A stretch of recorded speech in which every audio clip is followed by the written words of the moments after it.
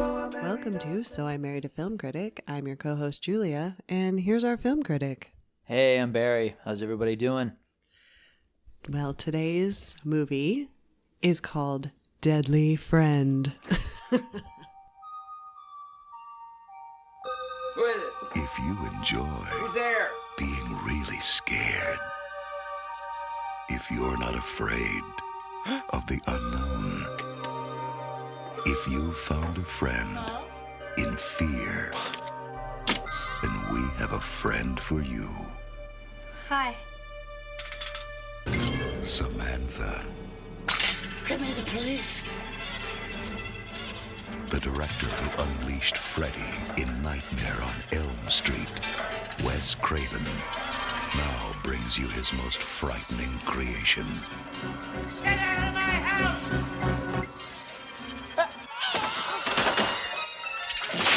Hey, girl. She's killing people. Mom? Sam? Sam. You're so cute. Deadly Friend. She can't live without you. Yeah, this is Wes Craven's Deadly Friend. That's how I've always known it. He's one of those guys who has total ownership. He's like, it's like it's not The People Under the Stairs. It's Wes Craven's The People Under the Stairs. Or John Carpenter's The Thing. One of these guys who their names evoke such terror. So last night you said you wanted to watch a scary movie, and I said, oh man. And those of you who have been listening to us for a while know that I am not a fan of scary movies. So he hands me a stack of 5 DVDs. Is it still cool to watch DVDs? Well, for hipsters like me, yes. For everyone else, they don't even know what a DVD is. Yeah. We don't stream very much over here. We're pretty old school. So he hands me 5 DVDs, and I look through all of them, and I just roll my eyes. They're all scary movies. Well, we're recording this on October 30th, so I like to watch horror movies in October. Call me crazy. And I wanted to watch it. Honestly, I wanted to watch Deadly Friend because this is a movie, I guess you could say I grew up with it pretty much. And I know you had never seen it before. And Scream Factory, the boutique Blu-ray company that I love, they just recently put out a special edition of this movie. And I had the chance to experience it. And this movie just always works for me. And I thought I'd love to show it to you. And thankfully you were game. Totally. I'm usually game. And what I like to do is not watch any trailers. And you just kind of give me a brief synopsis. And I think I did read the back of the DVD, but pretty half-heartedly. So I really didn't know what it was about. This is one of these movies. I think the less you know going in, the better. Although the trailer and the marketing for this movie, I mean, I knew what this film was. I mean, you even saw a glimpse of the trailer last night. I mean, it's very, very clear what it was.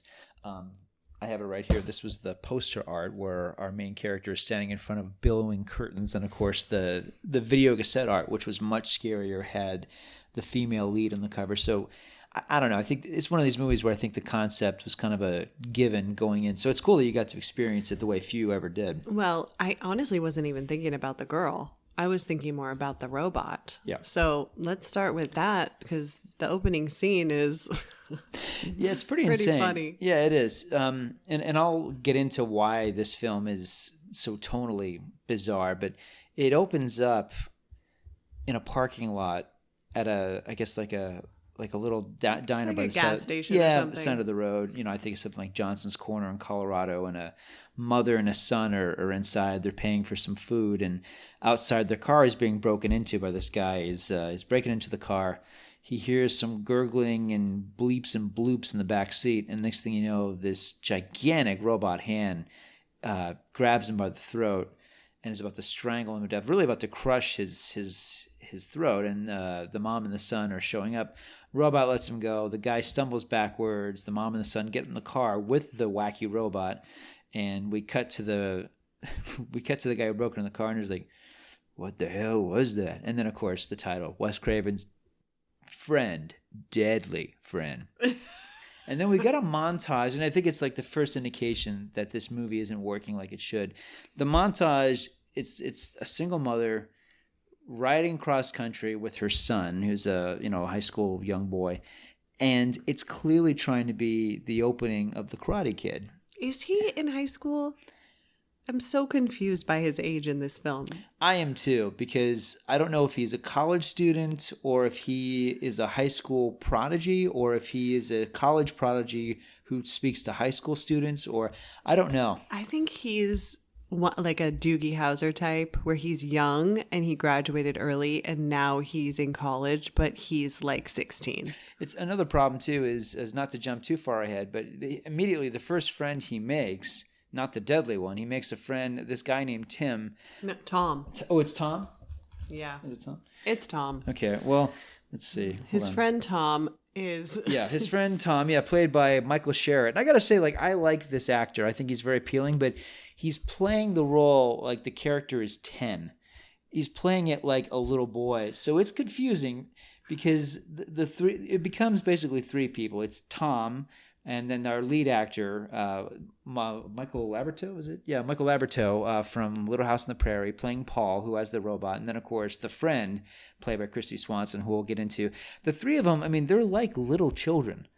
Yeah. There's one line where he notes where Tom talks about Sam, Christy Swanson's character, in a derogatory way, referring to her body. Otherwise, this could be a movie about 3 11-year-olds. Yeah, it's really funny. And when Tom first sees BB the robot, and because Paul and his mom pull up and they're basically unloading. BB's coming out of the van, and he has to have a ramp. He has to take his ramp everywhere for this stupid robot. Big robot. It's like Johnny 5, which came out the He's same like year. 5 feet tall. Big thing, yeah. So and then we immediately see Tom coming by in his bicycle. Well, with his papers, because he's a paper delivery boy, and literally hits the curb and literally flies over the handlebars as if he was going 25 miles an hour, when really it was the most ridiculous fall I've ever seen. Because clearly this movie and Rad had the same stunt coordinator. By the way, Rad came out the same year.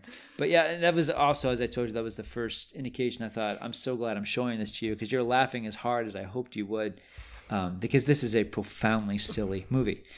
So the story as it progresses is that Paul becomes friends, especially with the girl next door, who's beautiful young Christy Swanson, who was 16 when she did this. She had just done the John Hughes movies, Pretty in Pink and Ferris Bueller's Day Off. This was her first lead role. Even though she's not top billed, she's the friend of the title. She's a young girl named Samantha, lives next door to Paul, and Samantha is being horrifically abused by a real lout of an alcoholic father, and she finds escape when she's hanging out with Paul.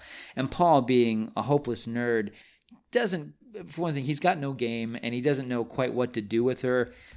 She is, it's like if he found an extraterrestrial, the first time she meets him, she's interested in being his friend, and he's just so awkward. Again, they're playing it like they're both 10 years old, and it's kind of cute, but it is the sense of like what world is this exactly? That for one thing, that Christy Swanson would just so willingly walk into his bedroom with him. I don't know, like even I think about like my high school experiences or even my college experiences. And, I was never a very suave individual. Neither of us had game. Neither of us had game, but but I've certainly been in the presence of attractive people, and, nothing like this. This is like when I had my 3rd grade girlfriend when I was in the 3rd grade come visit me in my house. It was like this. That's my He-Mans, and that's my bunk bed, and that's my cat. And hi, Marty, that's my little brother. It's like that. And it's very peculiar because these are attractive teens. Paul Aberto, again, he was on Little House on the Prairie. Christy Swanson, she did Flowers in the Attic the year after this. She's attractive. He's okay. He's a big nerd. Oh, well, all right, neither here nor there. But in any case, it's funny because, it's obviously trying to establish this as a teen romance, which is what it eventually transpires into. And granted, he's a nerd. He spends all of his time with this freaking robot, which we'll get into. So let's back up a little bit. Okay. So they move to this town. They roll up on this street in this neighborhood, and this is a weird neighborhood. We don't, first he hears Sam's dad next door, yelling and being crazy. He meets Tom, who just can't stay on his bicycle. Or even gravity doesn't work for Tom. He's always falling over. Yeah, he's always falling down. And then they have another really weird neighbor. I don't know if you want to talk about her. Yeah, that's Elvira Parker, played by the late, the great Anne Ramsey. I'm a huge Anne Ramsey fan. Most of us know her as, Mama Fratelli from The Goonies.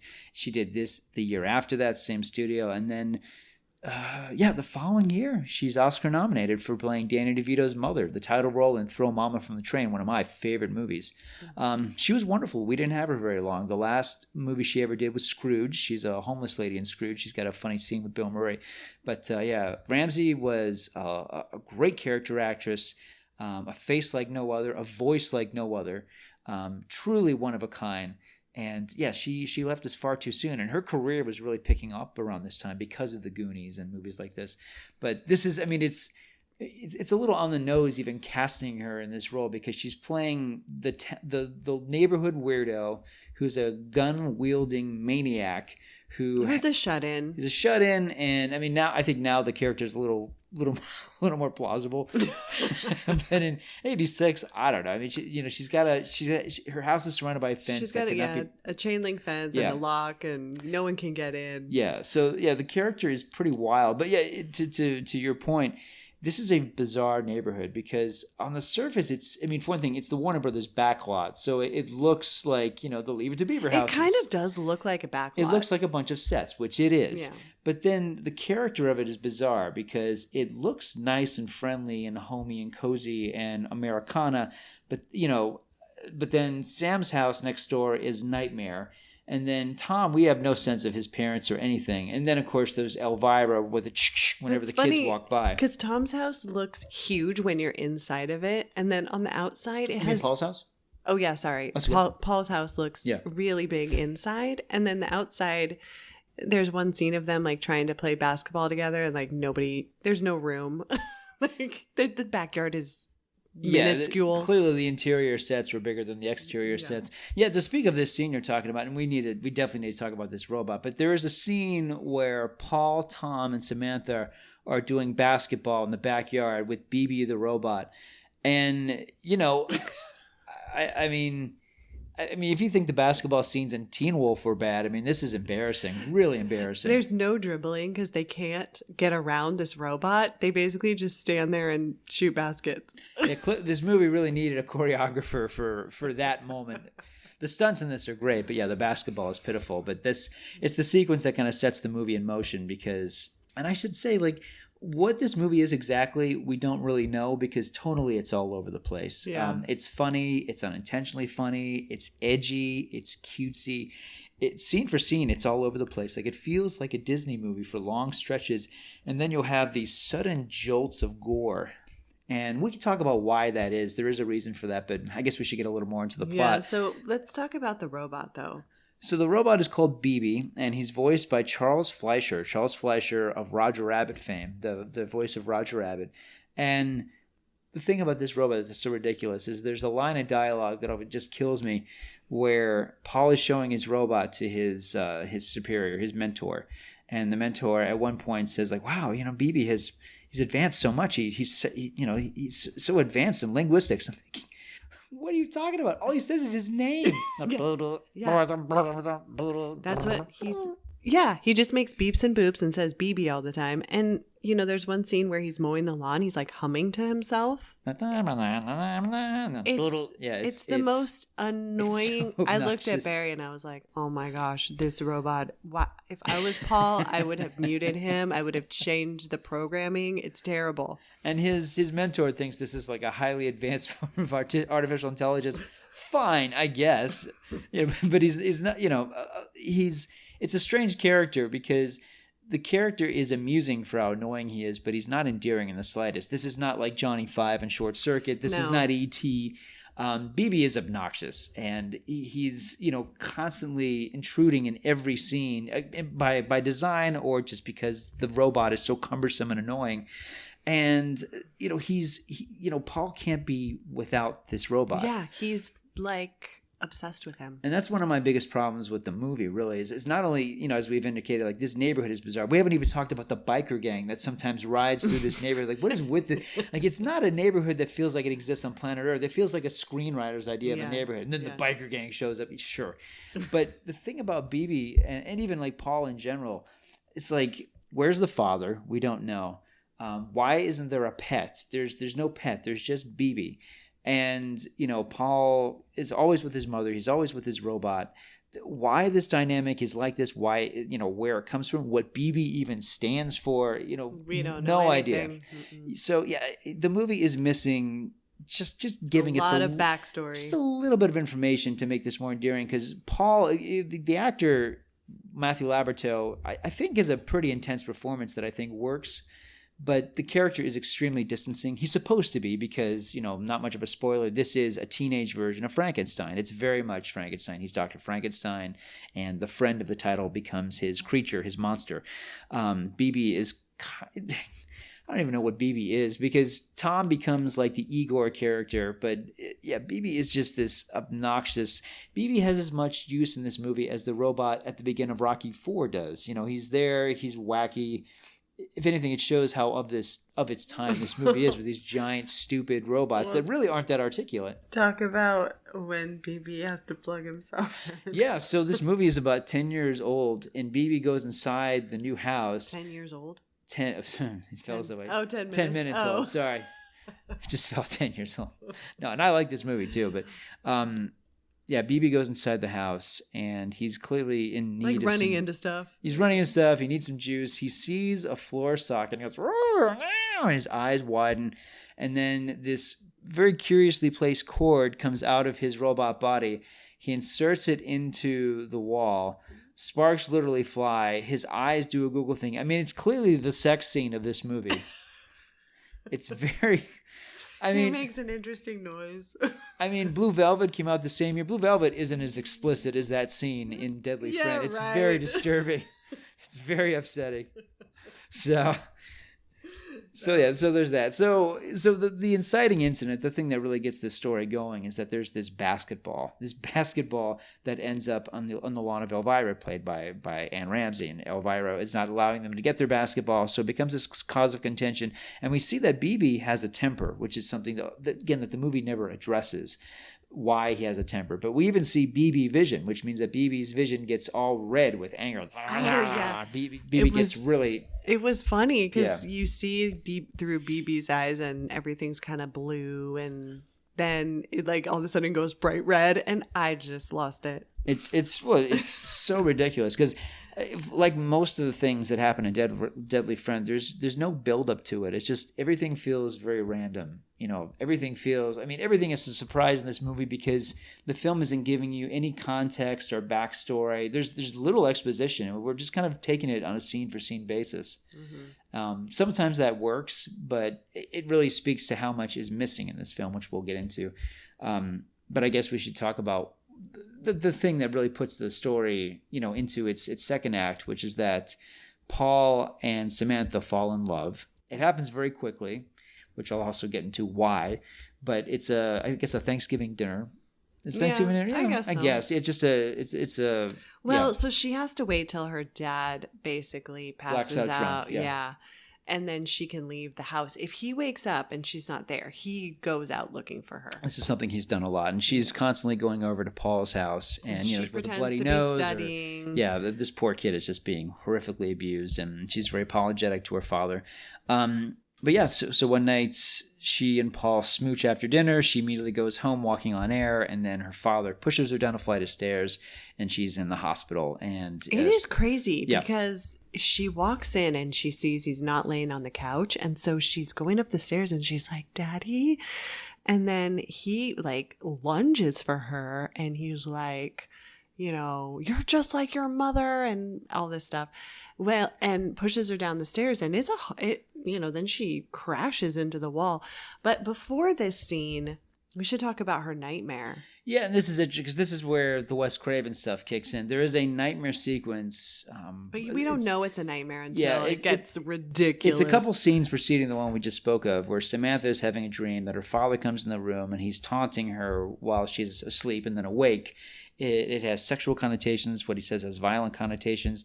She takes a planter, a small little vase. Like a vase, a flower vase. Breaks it in half, stabs it into his abdomen, and out of the abdomen, geyser of blood. It's a geyser. Geyser of blood. And he's like, and he's squirting her and everything. He's just spraying this blood all over her and like laughing. And the scene goes on for quite some time. And it's so much blood. And finally, Christy Swanson's character wakes up and realizes, oh, thank God it was just a dream. Because for one thing, where does the movie even go from there? Well, I figured out it was a dream when the blood just kept gushing. And I'm like, what is happening? You know, a really firm reminder that this was brought to you from the director of A Nightmare on Elm Street. So, yeah. So that's when you kind of realize, okay, her dad is definitely physically beating her up and potentially he's just been molesting her whole life. We don't know though. Yeah, it would be very, very helpful. Even the line where he's like, you're just like your mother. I'm thinking, sober? Like, what do you even mean by that? Yeah, like, where's her mom?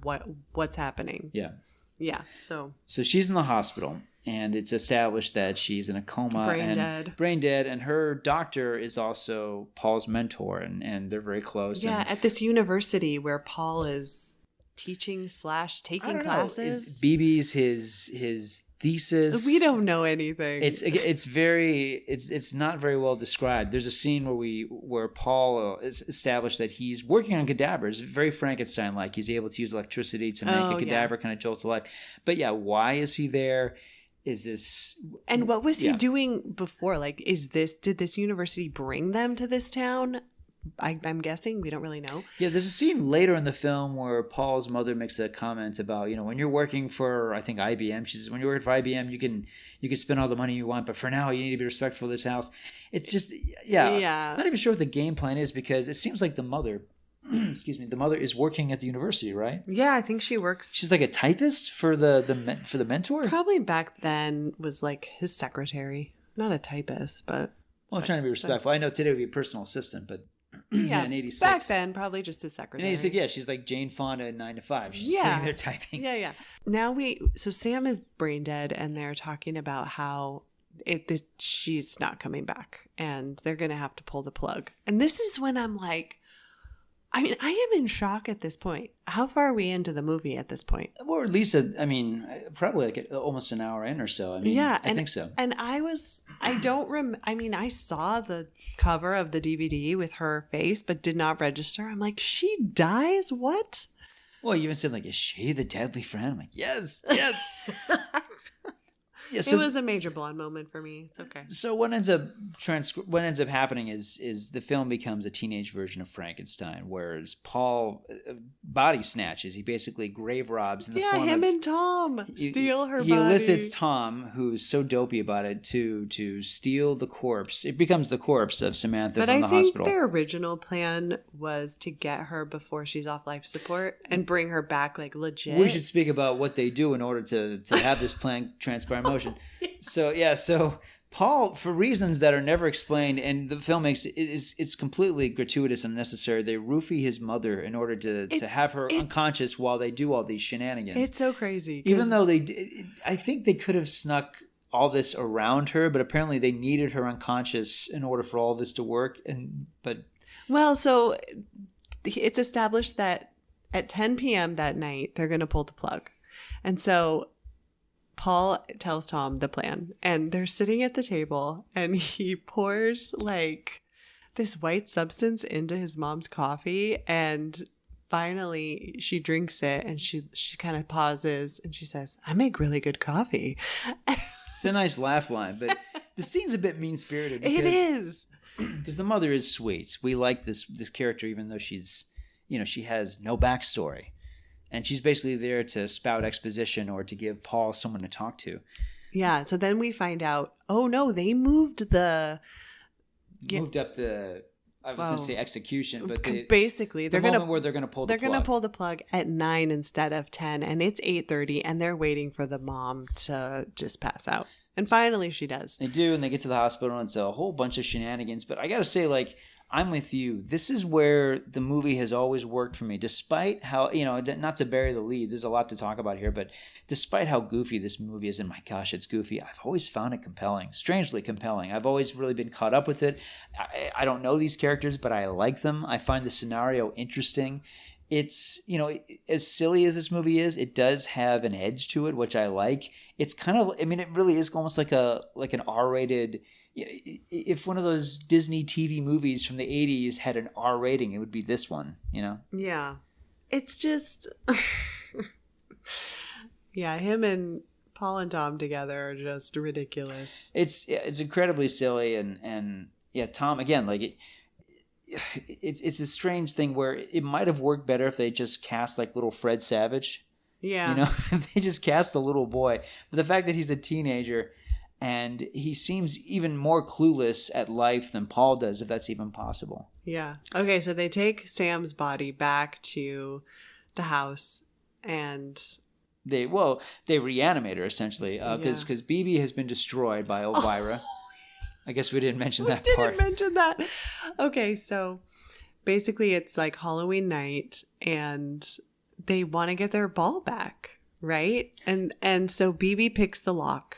And then Sam is going to go and ring the doorbell because they're like, imagine her face when, they ring the doorbell. Well, she presses the doorbell and an alarm goes off. Like, I don't know.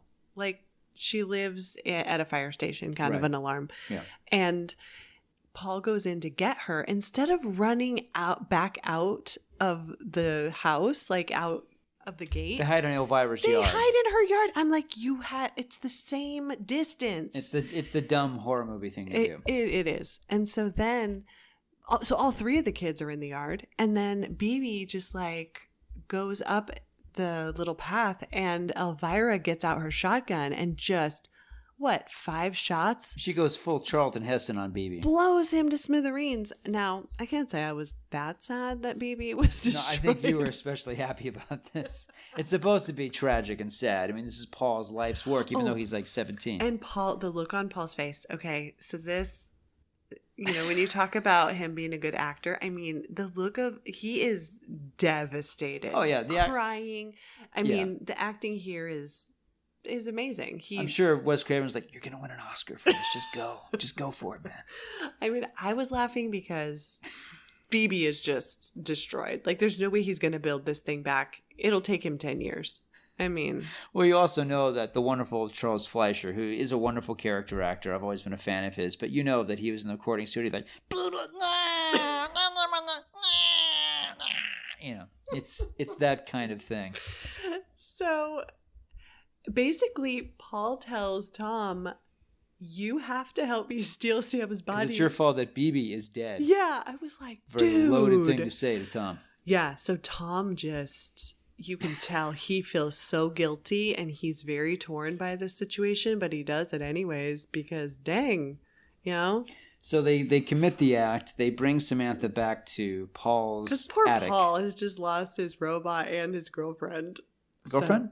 Oh, friend in terms of, yeah, because, like, she's brain dead. Yeah, and that's an interesting thing, too. Like, the film never explores the idea if there is a triangle between the three of them, but I suspect... Triangle between Paul, Sam, and BB?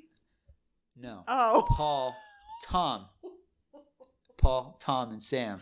No, there's no triangle. No, if anything, the triangle you're talking about is indeed BB, Sam, and Paul. He clearly has to decide between the two. Yeah. And I think, the movie very wisely gets BB the hell out of the movie because BB is there's terrible. Only so much you can do with this character because the character, other than the fact that he's interesting because he goes off the wire so many times and he becomes, full of rage. BB, he's really a useless character.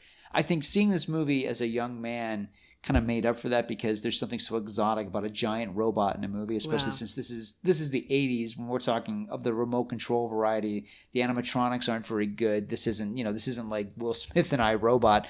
So the character is gone, and so it really is about Paul having this reanimated Samantha, and Samantha has the idea is that the more BB's brain is in her brain, it's basically connecting with whatever's left of her So slowly, very slowly, she's starting to reconnect with the pieces of her that are still there. But initially, Paul has to teach her to walk. Yeah, Paul she can't even stand. Paul, and it brings up some provocative and also uncomfortable questions. What else does Paul have to teach her to do in order for her to function?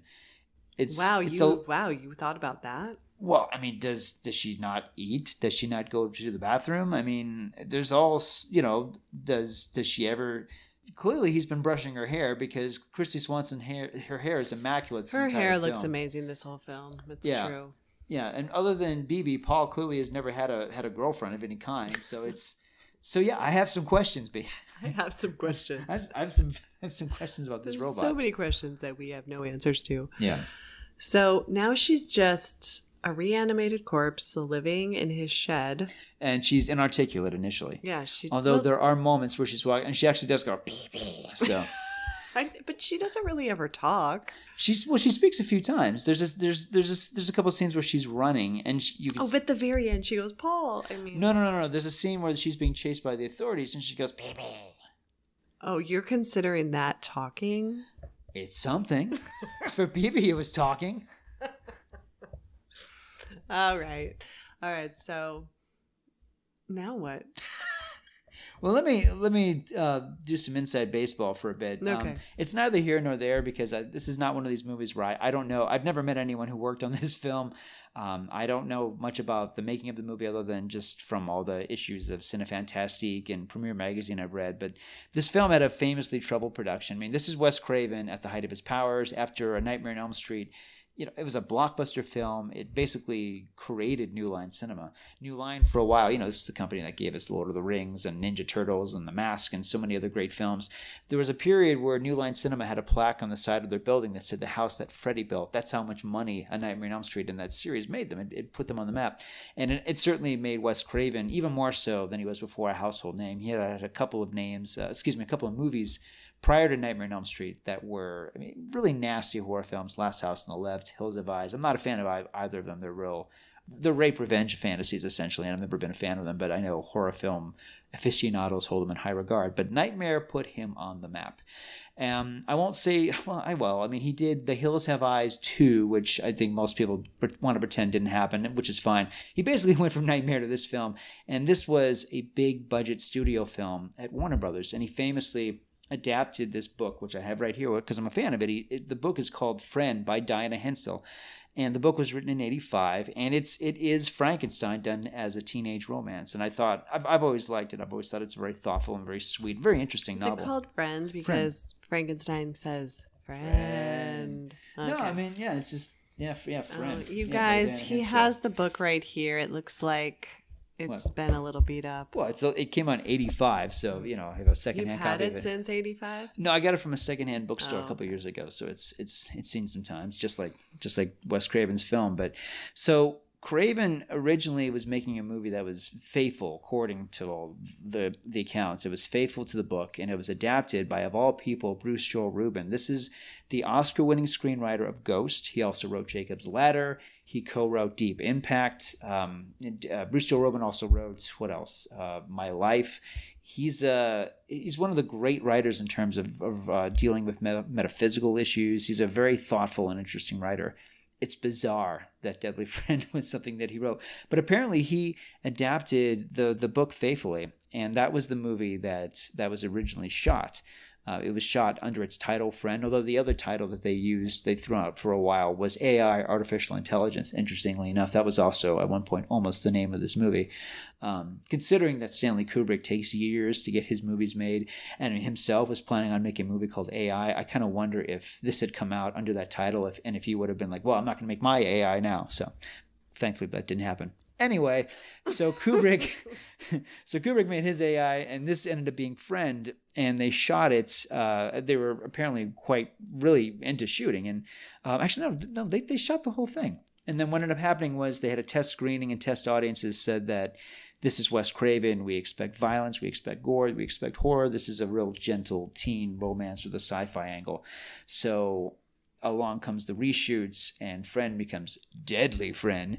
And what is initially, a murder scene of Anne Ramsey's character being thrown through a door becomes something else entirely.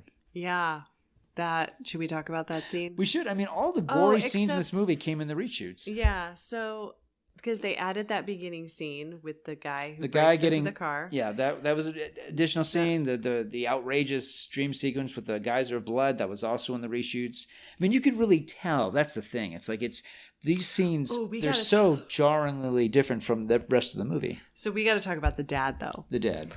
Yeah. So because does he eat it before? I think so. The neighbor. Yeah. Pretty sure. Yeah. This is just so crazy. Because he basically tells the cops when they're taking Sam away, like, oh, she left her stuff on the stairs. I keep telling her to clean everything up. Which again would make perfect sense if these characters were like 8 or 9 years old. She's so clumsy, oh, so she left something on the stairs and then fell and got a brain injury. She left a rainbow bright in the stairs again. Yeah, she fell. I mean, this guy's such an awful person. Awful. I could say more, but I won't. So Sam goes over back to her house, and this is Robo Sam, yeah, hides somewhere in the basement. But she puts, and I thought this was clever, like a bottle of his liquor on the stairs going down into the basement. Because she knows he's going to reach out for it, be like, hey, there's my bourbon. Yeah, so he reaches down to get it, and then her hand just like lightning fast, like grabs him, and like he tumbles down the stairs. And basically, she ends up throwing him in the furnace? Well, first of all, before she does that, I mean, we got to say, like, for me, the money shot of the movie, really, she has a shovel. Oh, yeah. She hurls the shovel at his head. It misses his head, but it doesn't just hit the wall. It lodges itself into the wall. She now has superhuman strength. Yeah. Apparently, BB had superhuman strength, something that was really not established in the beginning of the film. BB did with that gang member we didn't talk about. He lifted the gang member up by his crotch. But, I mean, let's face it, not really the most... I mean, talk about a stiff robot with, other than his hand abilities. I mean, BB is clearly, just a few gunshots to the head. BB is not really all that. Yeah. He doesn't have a lot of mobility, but None. he does. Yeah. He was able to lift like a 200-pound guy. Yeah. Yeah. So, okay. So Sam throws the shovel. It like lodges into the wood next to the dad. And then she just beats the hell out of him. And then his head goes into the furnace. Yeah. Yeah, and he comes out all crispy. Yeah, very crispy. Yeah. So dad's gone, and Paul discovers everything. Yeah. And Paul like hides the body for her. Just this, which is very Frankenstein. Yeah, it's very Frankenstein, and it's interesting too because, among other things, I mean, I'm sure Samantha would have had like a broken neck, but all they do is give Christy Swanson this very haunted eyeliner. She has like this gray blue, eyeliner, yeah. Like this bluish eyeshadow that, you know what, if it was only on her eyelids, could totally have been me in the 90s. But it's all the way around her eye. She looks lovely. She still looks like Christy Swanson. Yeah, and a really pale face. So whatever. And perfect hair.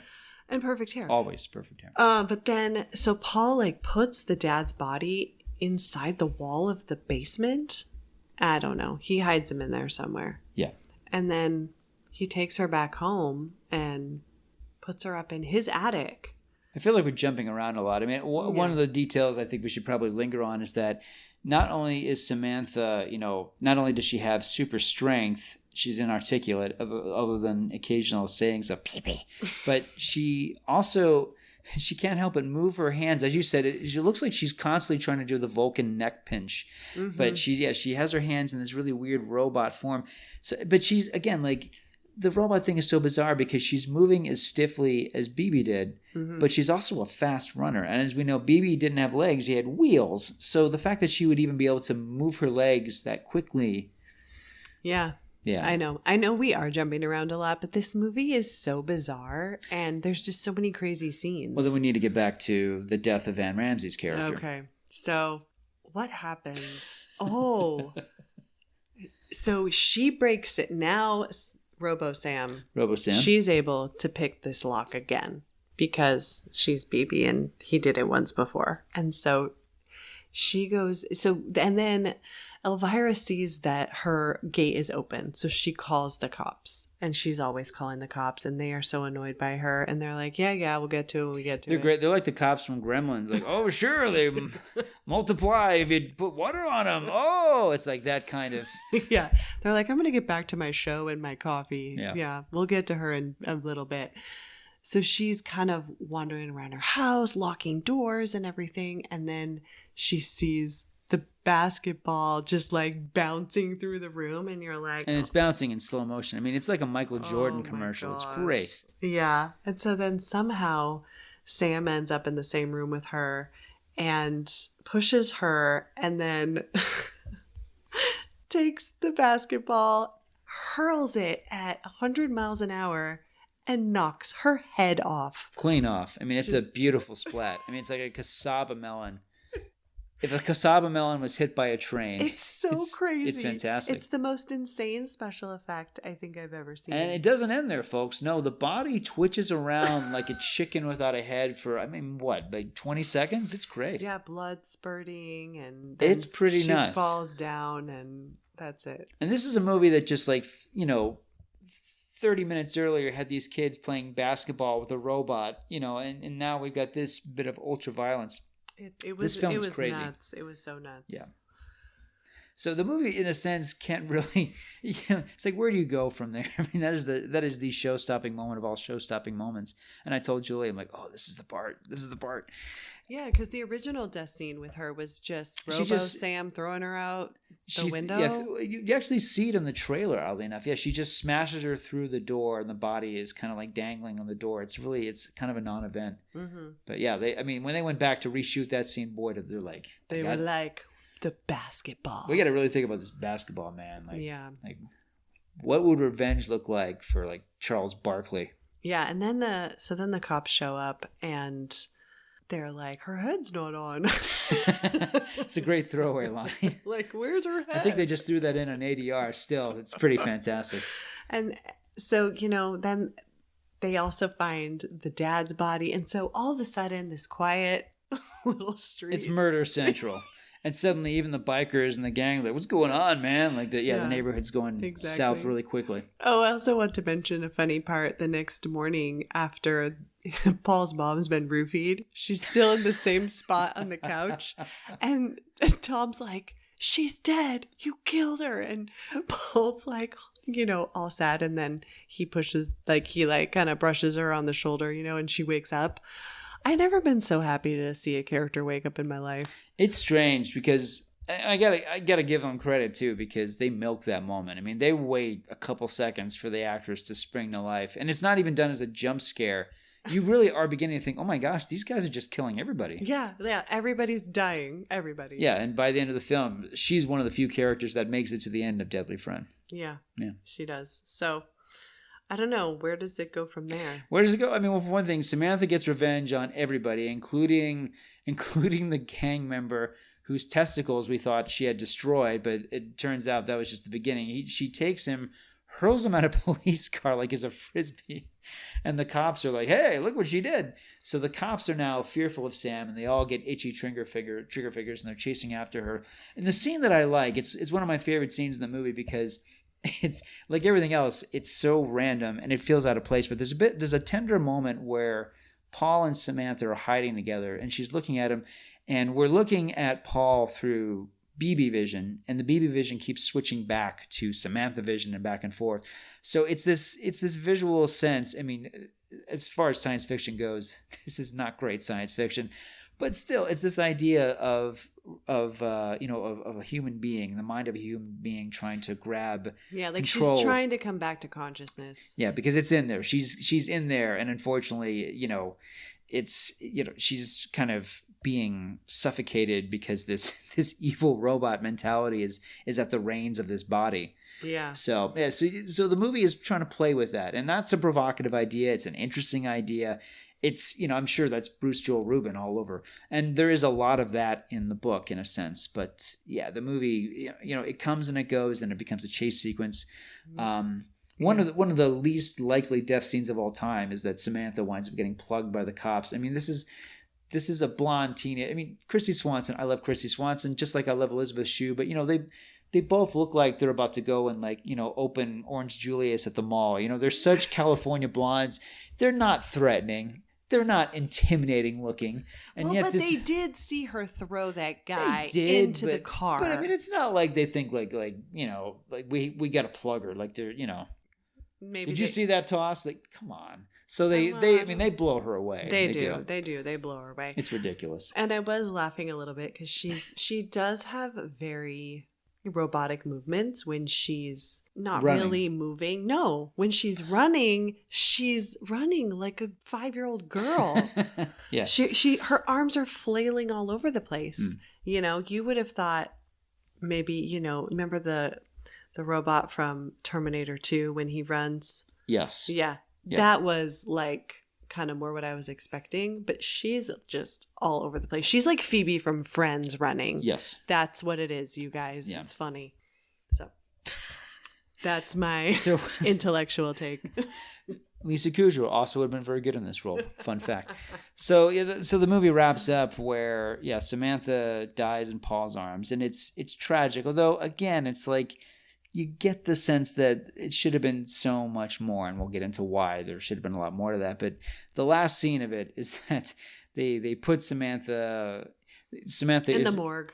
It's like she returns to the morgue, and the mentor character as well as a cop is like, wow, this is one for the books. Like, we'll do another autopsy on her. Tomorrow. Yeah.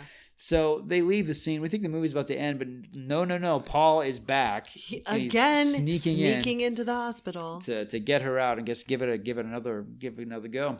So he pulls the drawer open. He's about to take her out of the morgue, and Samantha comes to life, but her arms shrivel back, and it's BB arms, and her face pops open, and it's BB's face, and it's now been painted, clearly badly painted with like an evil robot smile on it, like the kind you would see at a carnival. Yeah. And you're not sure, like, is this real or is he having a nightmare? We sincerely hope it's a nightmare because it's too asinine to be real. But then again, how do you explain the basketball scene? But anyway, she breaks his neck. We hear his neck snap, and she goes, "Paul, baby," and the movie ends. And then you have the end credits, which are another thing. The end credits. Is this song on YouTube?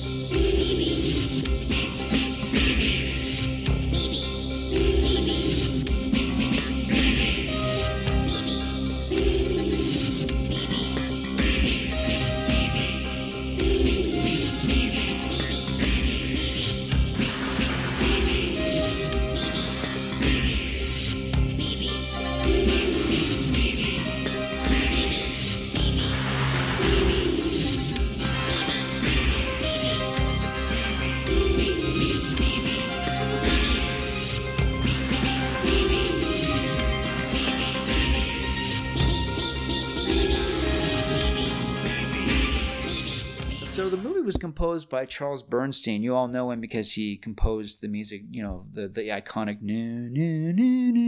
for Nightmare on Elm Street. And so Craven brought him back for this movie, which was smart. And in an interview I saw with Bernstein recently, he revealed that he had composed an end song for this movie of the end credits. And the idea was he took those little blips and bleeps of Charles Fleischer going, "Baby," and he had it in the background of this song. So like it was a song that had lyrics and, but like verses and a chorus. Yeah. So the BB, that was there as like layering, but apparently somebody at the studio listened to the track and was like, why mess with perfection? And they got rid of everything else and they just kept him going, "Baby, baby, baby." It's just all for about 6 minutes, right? I mean, it goes on a really long time, and it's just blah blah blah blah. It's this movie has always felt like something of a comedy to me. I was just talking to my brother about this recently. I mean, the first time we ever saw this movie, we rented it I avoided this movie for a while because it looked scary to me. Again, I remember seeing the trailer on MTV a lot. I remember the poster. It just looked like a really scary movie. So I avoided it for a long time. And we were both I was in my early teens and he was, like 11 or so. And I remember renting it from our video store. And my brother had a tape recorder. And, and I mean, this movie was just cracking us up from the start. So there's all these sound bites that my brother put on this little tape recorder, like, oh, rewind it. And so like we have a tape recorder. We still have the tape cassette somewhere of Am Ramsey going, "Who's there? Baby." And he also recorded the end credits, again, like all 6 minutes of beep, beep, beep. Yeah. Yeah. It's ridiculous. And so I did that when I was a kid, except I waited for Mariah Carey songs to come on the radio and to record them. Oh, yeah, I did that too. I've got tapes of all the radio songs. I did not do it with films. We met a lady back in the day. We had a friend in Colorado, and she told me how she would do that for movies and listen to it on road trips. She told me how she would always listen to French Kiss whenever she was on a road trip. That Fenning. Nikki Fenning. She used to do that all the time. I don't know if she Hi, wants Nikki. to be called out. But okay. This episode's for you, Nikki. But yeah, I've met a few people who did that. And my friend Walter Chow, the movie critic, he memorized The Fly because he recorded it on his tape cassette, which is kind of... See what we're missing out on now? I want to bring cassettes back. Yeah, because it makes me want to record all of Deadly Friends so I can listen to it while I'm shopping at Foodland. Yeah, it's hard to talk about this movie constructively because I know how ridiculous it is and how stupid it is. And clearly what we know of the missing scenes, this is one of these movies that the fans have always wanted. And there are a lot of fans of this movie. It has a big cult following. The fans have set out to make petitions to Warner Brothers to have Wes Craven's cut restored before Wes Craven added all the stuff, but also clearly took stuff out because we have pictures of scenes that clearly would have fleshed out the relationship between Paul and Samantha significantly, which the movie really needed, I think. That would have been nice to know what actually happened with them a little bit more, and even the backstory. It's of very him rushed that they and end his up. mom. Yeah.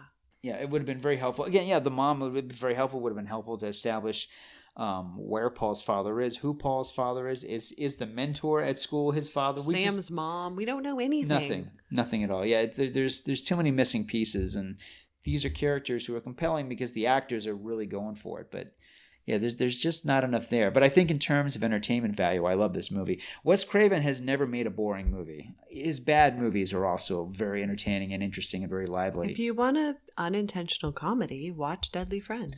It's unintentionally fun. Although, I mean, talk about a grisly choice for an unintentional comedy. I think a lot of people will be put off by how extreme the violence is. Well, if you're not in the right kind of mood. Yeah. But even I mean, I don't like violence and gore, but these special effects are funny.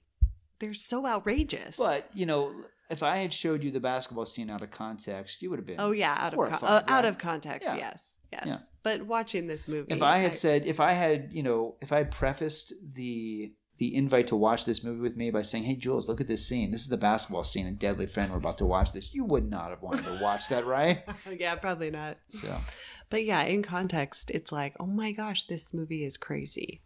But I we talked a little bit about how this was a teen Bride of Frankenstein. Mm-hmm. Have there ever been any other attempts to make a Bride of Frankenstein? Yeah, Weird Science.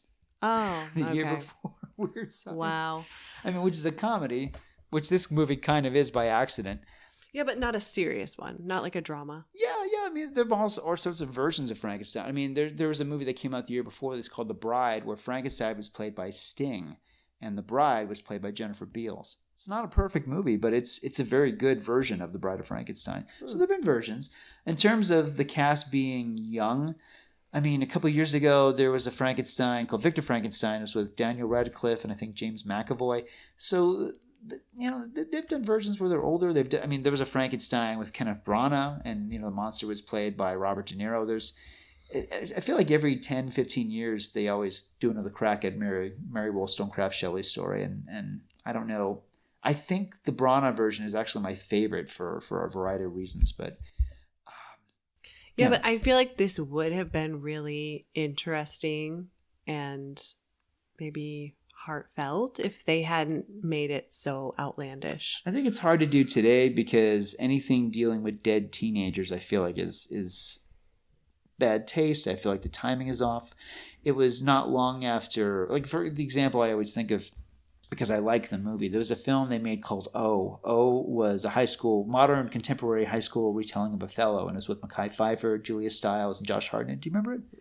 I don't think I saw it. It's really good. And they made it, and it was supposed to come out in 99. Columbine happened, and they pushed it all the way back to 2001. And it's a good film, but I mean, it's dealing with school shootings, with teenagers killing teenagers. Yeah, but The Bride of Frankenstein is not a school shooting movie. No, it's not a school shooting movie, but, this is a, Deadly Friend was for its day a contemporary movie. Even, I don't think the Frankenstein stuff is too on the nose, unless you're older. I don't know that a lot of young people know Frankenstein other than like, what would they know Frankenstein from? I guess like maybe a movie like Van Helsing. I don't know, because I feel like Frankenstein it's like the Scarlet Letter. I feel like it's a little out of touch with contemporary It's like something audiences. my mom likes, and so kids aren't into it. It might come back again. I mean, Francis Ford Coppola's Dracula. That's the movie that really got me into Dracula, and I don't feel like there's been a Frankenstein movie done.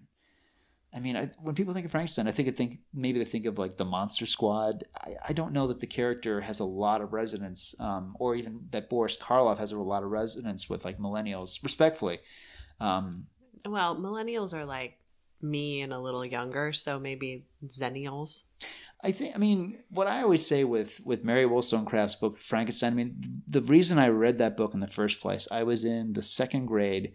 And I remember having a conversation with my father because we were talking about our favorite horror novelists, and I was talking about Stephen King. He was talking about Tom Tryon, and I think I said to my father, and to my father's credit, he said this to me. I said to him, like, girls can't write scary books, only guys can. He's like, you've never read Frankenstein, have you, son? And I'm like, a girl wrote that? And I got it from the library. And I got to say, like, reading it's called Frankenstein, or The Modern Prometheus. I think that's the title. And I got to say, it really horrified me. I mean, it's about a guy who is like, I can do life better than God. And, he doesn't just take a corpse. He takes a number of corpses and stitches them together and brings it back by lightning. It's a really disturbing story. And being a second grader, like, a girl wrote this, and that was a real lightning, like moment, like, wow, girls can do so many things. That was your road to feminism. That's where it started, I'm sure. Absolutely. But no, in all seriousness, like, I think maybe that's a window to Frankenstein, just proof that the horror genre, women do it just as well, if not better than men do. And by the way, Frankenstein is a much scarier read than Bram Stoker's Dracula. But to your point, I'll just take your word for it. Okay, well, yeah, it's great. They're both great. But yeah, I think Shelley's book is scarier. But this movie, I would like to see it remade. I would like to either see it repaired. I would like to see that Craven cut that everyone talks about. If it's possible to put it together, I'd love to see it. But I think this could work from a remake, but I'd want it to be closer to the source. I'd want it to be closer to the book. Because this movie, it's entertaining, I think, for how messy it is. I think if Craven had made it the way he wanted to, I think it might have been maybe too bland. Maybe the fact that it was a Craven film and it was coming after Nightmare, perhaps it would have been too boring for the blood and guts Fangoria crowd. And maybe the fact that it's as messy as it is just what makes it so accidentally entertaining. And perhaps if, we will probably see the Craven cut, but like, man, I really miss the basketball scene. I really miss BB being just blown to smithereens. I really miss it when BB crushes that guy's testicles. I mean, God, that just did so much. Or when that guy bled all over Christy Swanson for 3 minutes. Oh my gosh. And laughed the whole time. That actor, so creepy. Yeah, he's great. He's great. The cast is great. They just don't always have things to do. But yeah. All right. Well, what did you like this movie? Well, I liked it for the sheer fact that I thought it was entertaining and unintentionally hilarious. How movies. many stars? Oh, probably 2.5. That's exactly what I give it. Cool. Oh, wow. Yeah, 2.5 out of 4. Yeah. So if you could change the ending, what would you change it to? I would have them all sit around for Thanksgiving. And by the way, spoiler, this would obviously have to be a dream. So it's the sequence after the one we just saw. It says a year later. And so now after the morgue scene? After the morgue scene. Okay. And so now little headline says 1 year later. And so it's Tom, Paul's mom, and Sam, and BB all sitting around the table. It's Thanksgiving.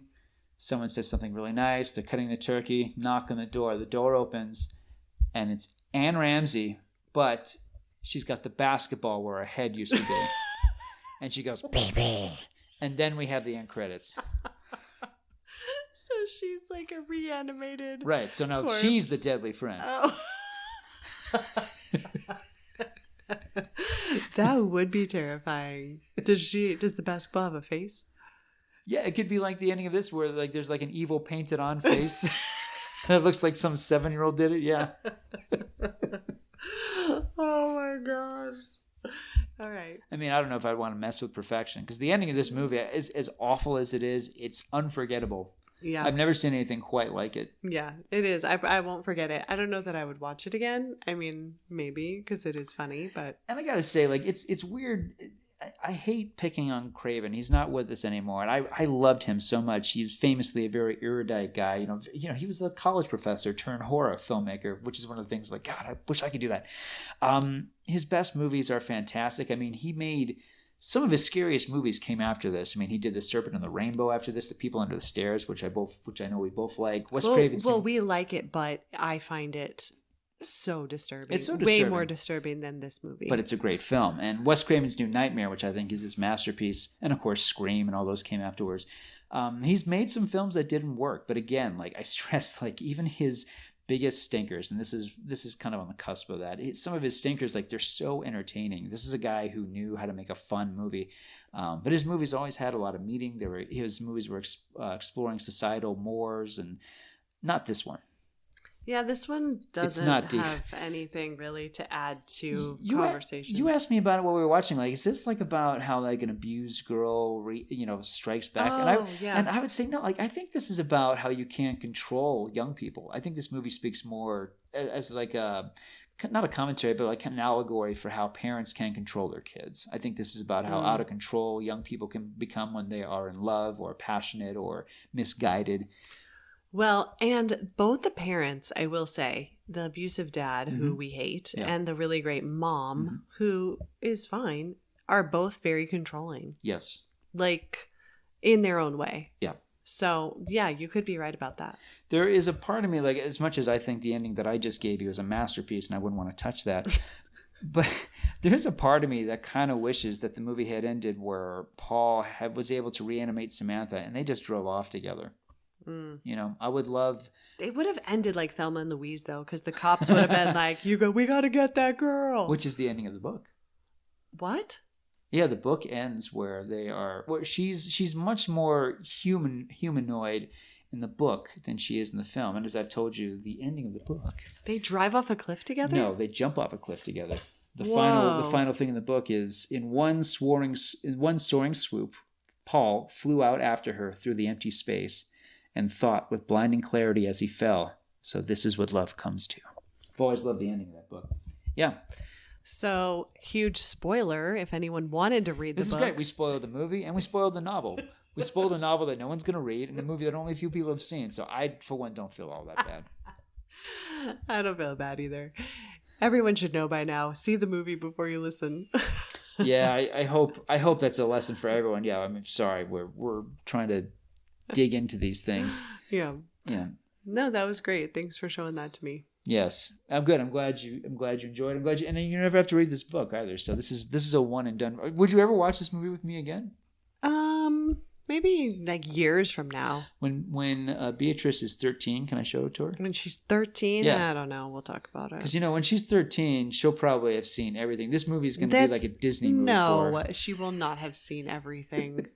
I just mean in terms of the standards of like modern day, just in the same way I'm always very careful about this stuff. We're still watching Curious George. We're not, no. I'm sure she's going to want nothing but Curious George when she's 13. I just mean like how modern kids, like they grew up with Harry Potter. So I feel like their tolerance for stuff that's scary and intense is just different from what you and I had.